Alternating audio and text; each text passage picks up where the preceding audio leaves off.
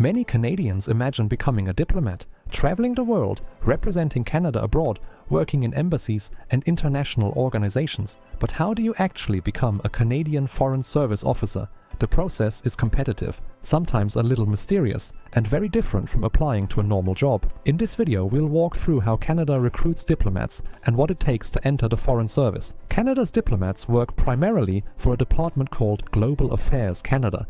They serve in Canadian embassies and consulates around the world and help represent Canadian interests abroad. Their work can include analyzing political developments in other countries, helping Canadian companies expand into foreign markets, negotiating international agreements, or managing development programs. Despite the glamorous image of diplomacy, much of the work involves analysis and writing.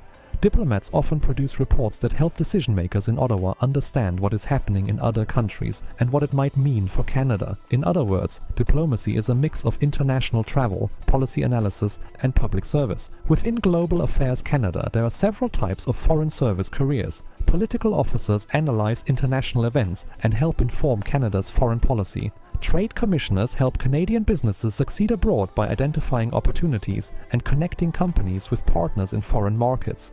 Development officers manage programs that support economic growth, governance, and social development in partner countries. Across these streams, diplomats usually alternate between assignments in Canada and postings abroad. Someone might spend several years working in Ottawa and then move to a Canadian embassy overseas before returning to headquarters again later in their career. One of the main ways people enter the diplomatic career stream is through the Foreign Service Development Program, often called the FSDP. This program recruits new officers and prepares them for careers representing Canada internationally. But getting into the program involves several steps. To be considered for the Foreign Service Development Program, candidates must meet several basic requirements. Applicants need a bachelor's degree from a recognized university and relevant professional work experience. They must be able to obtain a Canadian diplomatic passport and be willing to work overtime when necessary. Candidates also need to be willing to relocate to the National Capital Region, which includes Ottawa and Gatineau, before starting the program. And of course, they must meet the qualifications listed in the official job posting when the recruitment campaign opens. Applications are submitted online. Candidates provide a resume and detailed answers describing their education and work experience. Applications are then reviewed to determine whether candidates meet the essential qualifications. Those who pass this stage may be invited to complete additional assessments. These typically include written exams designed to evaluate analytical thinking and judgment.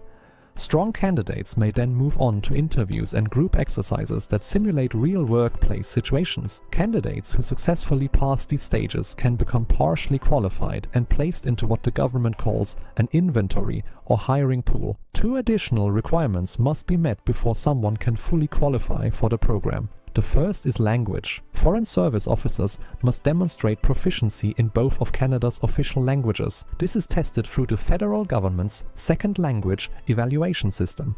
Candidates must reach at least a CCC level in reading, writing, and oral communication, which essentially means being able to work professionally in both English and French. If a candidate meets the other requirements but is not yet bilingual, the government may offer paid full-time language training. This training can involve up to 2,270 hours of instruction in the National Capital Region.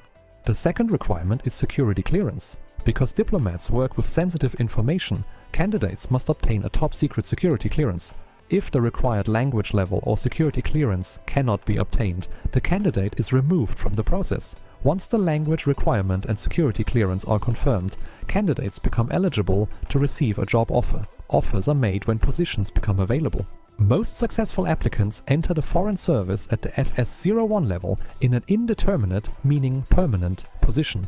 From there, the real career begins, alternating between assignments in Canada and postings abroad. For people who are curious about the world and interested in international affairs, diplomacy can be one of the most unusual careers in the Canadian public service.